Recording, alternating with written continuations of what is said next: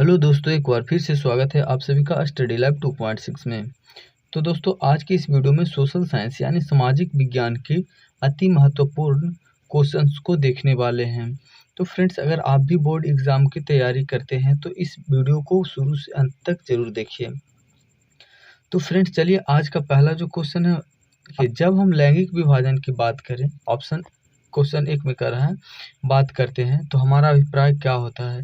लैंगिक विभाजन की बात करें, कहने का मतलब लैंगिक समानता, जैसे स्त्रियों और पुरुषों, लड़कों और लड़कियों को एक अलग नज़रिया से देखना, ये सब क्या हो गया, लैंगिक विभाजन। जैसे हम कह सकते हैं कि लड़कियों का ये काम नहीं करना चाहिए, लड़कों का सिर्फ ये काम होता है, तो इसमें क्या लैंगिक विभाजन की बात आ जाती है। ठीक है, तो अब चलिए ऑप्शन ए में दिया हुआ स्त्री और पुरुषों के बीच जैविक अंतर, ऑप्शन ए में दिया हुआ। ऑप्शन बी में दिया हुआ है समाज द्वारा स्त्रियों और पुरुषों को दी गई असमान भूमिकाएं, और ऑप्शन सी में दिया हुआ बालक और बालिकाओं की संख्या का अनुपात, और ऑप्शन डी में दिया हुआ लोकतांत्रिक व्यवस्था में महिलाओं को मतदान का अधिकार न मिलना। तो फ्रेंड्स, चलिए इसका जो राइट आंसर होगा ऑप्शन बी, समाज द्वारा स्त्रियों और पुरुषों को दी गई असमान भूमिका, ये लैंगिक विभाजन की इसमें बात का अभिप्राय है। तो आई होप ये क्वेश्चन समझ में आया होगा। तो फ्रेंड्स, चलिए अब नेक्स्ट क्वेश्चन को देख ही लेते हैं। अब ये क्वेश्चन देखिए, अगला क्वेश्चन है निम्नलिखित में कौन संघ राज्य की विशेषता नहीं है। ऑप्शन ए में दिया हुआ लिखित संविधान, ऑप्शन बी में दिया हुआ शक्तियों का विभाजन, और ऑप्शन सी में दिया हुआ है इकहरी शासन व्यवस्था, और ऑप्शन डी में दिया हुआ सर्वोच्च न्यायालय। तो फ्रेंड्स, इसका जो संघ राज की विशेषता नहीं है, इकहरी शासन की व्यवस्था। बाकी इन तीनों जो ऑप्शन दिया हुआ सभी संघ राज संघ की विशेषता है। तो चलिए ध्यान रखिएगा। चलिए नेक्स्ट क्वेश्चन को देख लेते हैं। अब अगला क्वेश्चन कर रहा है बिहार में संपूर्ण क्रांति का नेतृत्व किसने किया। Option A Morarji Desai, option B में दिया हुआ है नीतीश कुमार, और ऑप्शन सी में दिया हुआ है इंदिरा गांधी, और ऑप्शन डी में जयप्रकाश नारायण। तो चलिए फ्रेंड्स, इसका जो राइट आंसर होगा उसे देख लेते हैं। तो फ्रेंड्स, बिहार में संपूर्ण क्रांति का नेतृत्व श्री जयप्रकाश नारायण जी ने किए थे। तो आई होप ये समझ में आ गया होगा। तो फ्रेंड्स, चैनल पे पहली बार है तो चैनल को सब्सक्राइब करके बेल आइकॉन को प्रेस कर दीजिए, ताकि जब भी वीडियो मैं अपलोड करूं तो आप तक पहुंचता रहे। ठीक है फ्रेंड्स, तो चलिए अब नेक्स्ट क्वेश्चन को देख लेते हैं। नेक्स्ट क्वेश्चन में कह रहा है इनमें से कौन सी एक बातें लोकतांत्रिक व्यवस्था के अनुरूप नहीं है। ऑप्शन ए कानून की समझ समानता, ऑप्शन बी स्वतंत्र एवं निष्पक्ष चुनाव, ऑप्शन सी में दिया हुआ उत्तरदायी शासन व्यवस्था, और ऑप्शन डी में दिया हुआ बहुसंख्यकों का शासन। कहने का मतलब लोकतांत्रिक व्यवस्था के अनुरूप नहीं है। तो देखिए फ्रेंड्स, लोकतांत्रिक का मतलब क्या होता है, जिसमें लोगों के द्वारा शासन किया जा रहा है, लोगों के द्वारा। तो फ्रेंड्स देखिए, अभी क्या हमारे यहाँ चल रहा है लोकतांत्रिक, हम लोग एक मत देकर एक नेता को चुनते और वो पूरा काम करते हैं। तो लोकतांत्रिक का मतलब यही हुआ फ्रेंड्स। तो पहला कानून के समझ समानता का अधिकार, फिर फ्रेंड्स तो ये सही है। स्वतंत्र एवं निष्पक्ष चुनाव, तो फ्रेंड्स स्वतंत्र और निष्पक्ष चुनाव होता है जिसकी बहुमत ज़्यादा होती है वे सरकार बनाते हैं। उत्तरदायी शासन व्यवस्था, और ऑप्शन डी बहुसंख्यकों का शासन, ये तो गलत होगा। कहने का मतलब जिसकी संख्या ज़्यादा है उसका सरकार बन सकता है, नहीं। जिसका मत ज़्यादा हो, जिसका मतलब चुनाव में वोट ज़्यादा पड़ा, उसी का सरकार बन सकता है। ऐसा नहीं कि कहने का मतलब कोई जाति का बोल दूं उसकी संख्या ज़्यादा है तो उसकी सरकार बनेगी, ये कतई होने वाला नहीं है। तो ये ऑप्शन सही है। चलिए अब नेक्स्ट क्वेश्चन को देख लेते हैं। क्वेश्चन अगला है भारत एक लोकतांत्रिक राज्य है, निम्नलिखित में से यह घोषणा की गई है। ऑप्शन ए प्रस्तावना में, ऑप्शन बी पाठ, और ऑप्शन सी कानूनी पुस्तक, ऑप्शन डी नागरिक शास्त्र। चलिए फ्रेंड्स, इसका जो राइट आंसर होगा हम बताते हैं। तो भारत एक लोकतांत्रिक राज्य है, इसकी घोषणा प्रस्तावना में की गई है। इसकी घोषणा कहाँ, प्रस्तावना में की गई। तो चलिए अब नेक्स्ट क्वेश्चन को देख लेते हैं।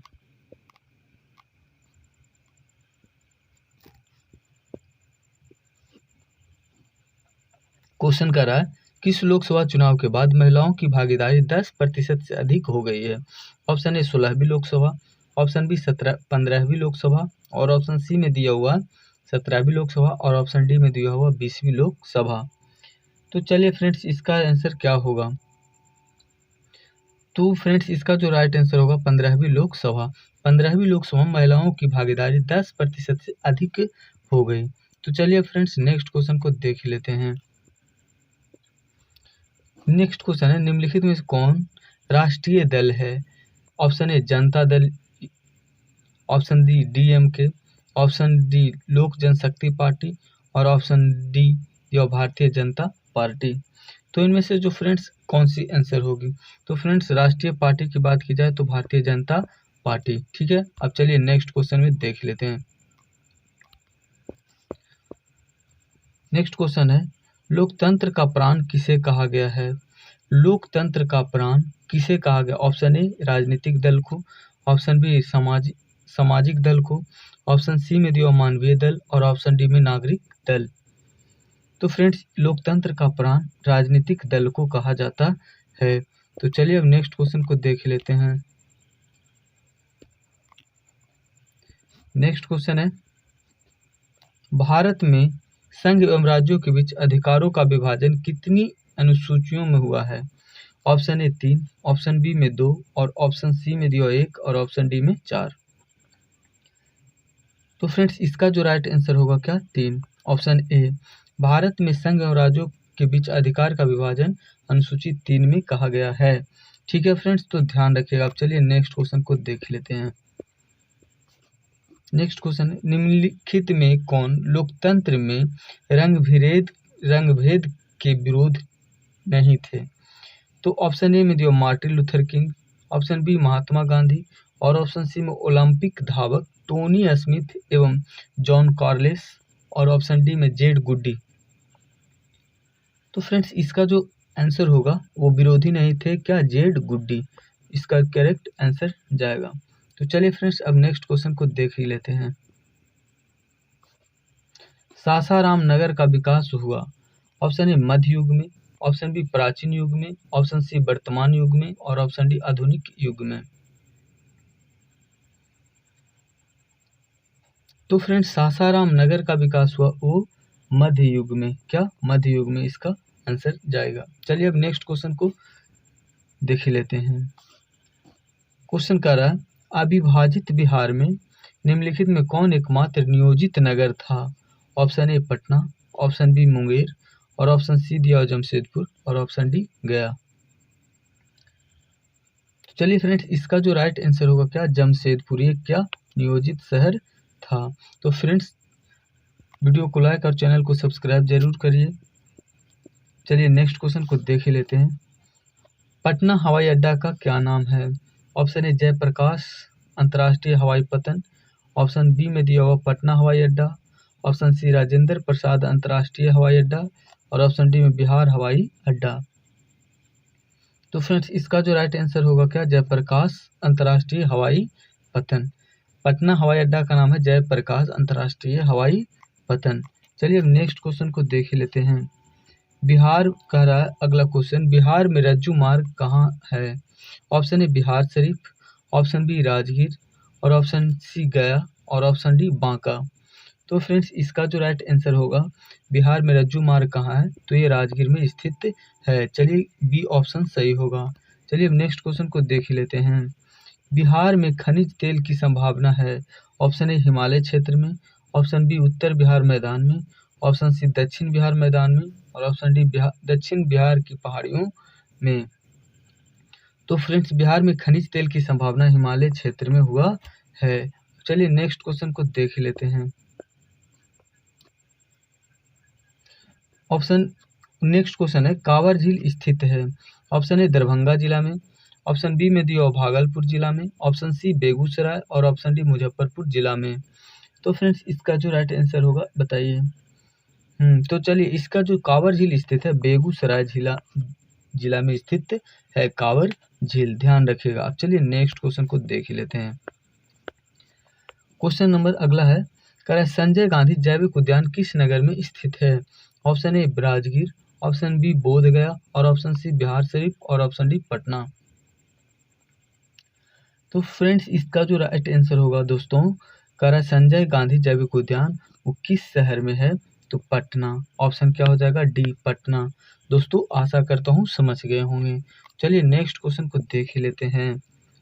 नेक्स्ट क्वेश्चन में दोस्तों, निम्नलिखित में कौन सड़कों का एक वर्ग नहीं है? ऑप्शन ए में दिया पूर्व पश्चिम गलियारा, option B expressway, option C स्वर्णिम चतुर्भुज राजमार्ग और ऑप्शन डी में दिया हुआ सीमांत सड़कें। ठीक है, तो फ्रेंड्स इसका जो आंसर होगा पूर्व पश्चिम गलियारा। दोस्तों आशा करता हूँ आप सभी को समझ में आ गया होगा। चलिए अब नेक्स्ट क्वेश्चन को देख ही लेते हैं। तो दोस्तों चैनल पे पहली बार आए तो चैनल को सब्सक्राइब करिए और वीडियो को लाइक शेयर जरूर करिए, ताकि हमारा मोटिवेशन बढ़े और आप सभी को प्रिपरेशन को जितना अधिक अच्छा करने का प्रयास करें।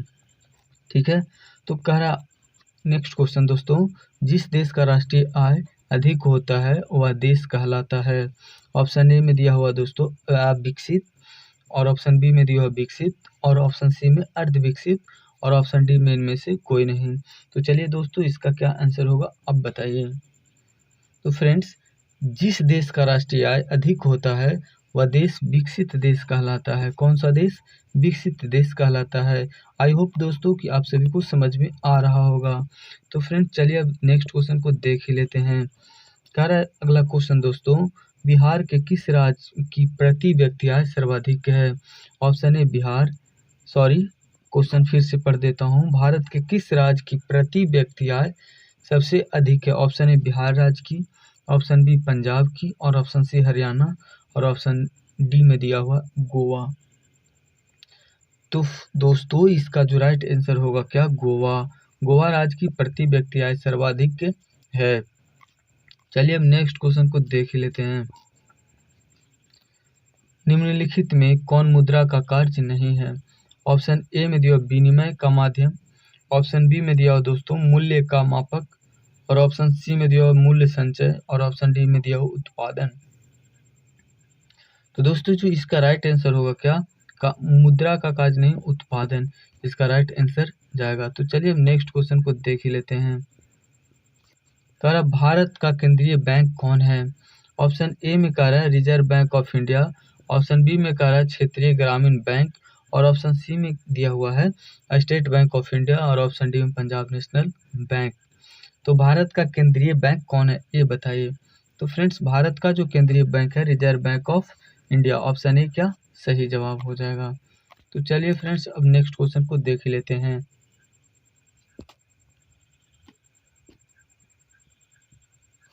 नेक्स्ट क्वेश्चन है ऊर्जा का मुख्य स्रोत क्या है? ऑप्शन ए में दिया हुआ है कोयला, ऑप्शन बी में पेट्रोलियम, ऑप्शन सी में विद्युत, और ऑप्शन डी में इनमें सभी।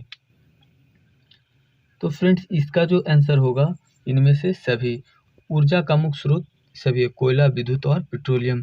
तो चलिए नेक्स्ट क्वेश्चन को देख लेते हैं। नेक्स्ट क्वेश्चन है पार्ले समूह के थम्स अप ब्रांड को किस बहुराष्ट्रीय कंपनी ने खरीद लिया? ऑप्शन ए में दिया हुआ कोका कोला, ऑप्शन बी में दिया हुआ एलजी, और ऑप्शन सी में दिया हुआ है रिबॉक, और ऑप्शन डी में नोकिया। चलिए फ्रेंड्स इसका जो राइट आंसर होगा क्या? Coca Cola. कोको कोला ने थम्स अप ब्रांड, पार्ले समूह के थम्स अप ब्रांड को खरीद लिया है। चलिए फ्रेंड्स अब नेक्स्ट क्वेश्चन को देख ही लेते हैं। नेक्स्ट फ्रेंड यहाँ दिया हुआ क्वेश्चन दोस्तों, निम्नलिखित में किसे बाढ़ से सबसे अधिक हानि होती है? ऑप्शन ए फसलों को, ऑप्शन बी पशुओं को, और ऑप्शन सी भवनों को, और ऑप्शन डी में दिया उपरोक्त सभी। तो दोस्तों इसका जो राइट आंसर होगा इनमें सभी सही है। बाढ़ से सब्जियों को नुकसान होता है। तो इसका जो आंसर जाएगा क्या? उपरोक्त सभी। चलिए अब नेक्स्ट क्वेश्चन को देख ही लेते हैं। नेक्स्ट क्वेश्चन करा समान संचार व्यवस्था के बाधित होने का मुख्य कारण क्या है? ऑप्शन ए केबल तार का टूट जाना, ऑप्शन बी संचार टावरों की दूरी, और ऑप्शन सी दिया हुआ टावरों की ऊंचाई में कमी, और ऑप्शन डी में दिया हुआ इनमें से कोई नहीं। तो दोस्तों इसका जो राइट आंसर होगा केबलों का टूट जाना, इस केबलों का टूट जाना। तो चलिए अब दोस्त नेक्स्ट क्वेश्चन को देख लेते हैं। कर आग से जलने की स्थिति में किस प्राथमिक उपचार की आवश्यकता होती है? ठंड पानी डालना चाहिए, गर्म पानी डालना चाहिए, अस्पताल पहुंचाना चाहिए, ऑप्शन डी में दिया हुआ इनमें से कोई नहीं। तो फ्रेंड्स आग जलने की स्थिति में हमें ठंड पानी में डालना चाहिए। इसका ऑप्शन ए करेक्ट सही हो जाएगा। चलिए दोस्तों, अब नेक्स्ट क्वेश्चन है, भूकंप केंद्र के ऊर्ध्वाधर पृथ्वी पर स्थित केंद्र को कहा जाता है। ऑप्शन ए भूकंप केंद्र, ऑप्शन बी में दिया अधिकेंद्र, और ऑप्शन सी में दिया अनुकेंद्र, और ऑप्शन डी में दिया इनमें से कोई नहीं। तो चलिए दोस्तों, इसका क्या आंसर होगा सही? तो चलिए, इसका जो करेक्ट आंसर होगा दोस्त, अधिकेंद्र। चलिए तो अब देखते हैं, नेक्स्ट क्वेश्चन को देख ही लेते हैं। कह रहा मजदूर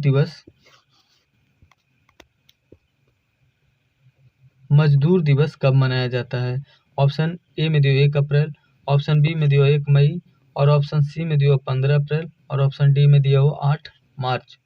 तो दोस्तों, इसका जो राइट आंसर होगा 1 मई, ऑप्शन बी 1 मई को मजदूर दिवस मनाया जाता है। तो ध्यान रखिएगा। चलिए अब नेक्स्ट क्वेश्चन को देख ही लेते हैं। नेक्स्ट क्वेश्चन है, गद्दार पार्टी की स्थापना किसने और कब की? ऑप्शन ए में दिया हुआ गुरु दयाल सिंह 1916 ईस्वी में, ऑप्शन बी में चंद्रशेखर आजाद 1920 ईस्वी में, ऑप्शन सी दिया हुआ लाला हरदयाल 1913, और ऑप्शन सी में दिया हुआ है सोहन सिंह भाखड़ा 1918। तो फ्रेंड्स, इसका जो राइट आंसर जाएगा, गद्दार पार्टी की स्थापना लाला हरदयाल ने 1913 ईस्वी में किए थे। चलिए अब नेक्स्ट क्वेश्चन को देख ही लेते हैं। तो फ्रेंड्स, अब देखिए यहाँ, हिंद चीन पहुंचने वाले प्रथम व्यापारी कौन थे? ऑप्शन ए इंग्लैंड वासी, ऑप्शन सी फ्रांसीसी, ऑप्शन बी में फ्रांसीसी, और ऑप्शन सी पुर्तगाली, और ऑप्शन डी में दिया डच। तो जो इसका करेक्ट आंसर जाएगा दोस्तों, ऑप्शन सी पुर्तगाली। हिंद चीन पहुंचने वाला प्रथम व्यापारी था पुर्तगाली। तो चलिए अब नेक्स्ट क्वेश्चन को देख लेते हैं। दोस्तों, ये क्वेश्चन दिया हुआ, राष्ट्रीय स्वयंसेवक संघ की स्थापना कब और किसने की? ऑप्शन ए में दिया 1923 ईस्वी में गुरु गोलवलकरण ने, और ऑप्शन बी में दिया 1925 ईस्वी में केवी हेडगेवार ने, और ऑप्शन सी में दिया 1926 ईस्वी में चित्तरंजन दास जी ने, और ऑप्शन 23 ईस्वी में लालचंद ने। तो फ्रेंड्स, इसका जो राइट आंसर होगा वो बताइए। तो दोस्तों, इस राष्ट्रीय स्वयंसेवक संघ की स्थापना 1925 ईस्वी में केडी हेडगेवार ने किए थे। तो ध्यान रखिएगा। अब चलिए नेक्स्ट क्वेश्चन। तो दोस्तों, आज के लिए बस इतना ही। तो फ्रेंड्स, आई होप आप सभी को वीडियो अच्छा लगा होगा। तो दोस्तों, चैनल पे पहली बार है तो चैनल को सब्सक्राइब और लाइक जरूर करिए। जय हिंद, जय भारत, टेक केयर।